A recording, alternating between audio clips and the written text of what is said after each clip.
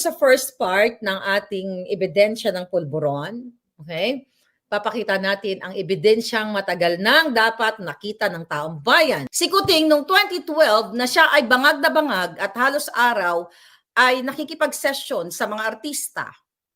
Noong 2012, ayon sa ating informasyon, alright, si Kuting ay huhulihin na sana kasama itong artistang ito.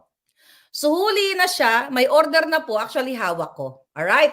So nung time na yon, dapat ay i-raid na siya kasi meron ng pre-operation report na si positive na si Marcos Jr. ay isang bangag na bangag sa pulburon. Panahon ito ni Noynoy. So nung time na all set up na, mga kababayan, during yung sinabi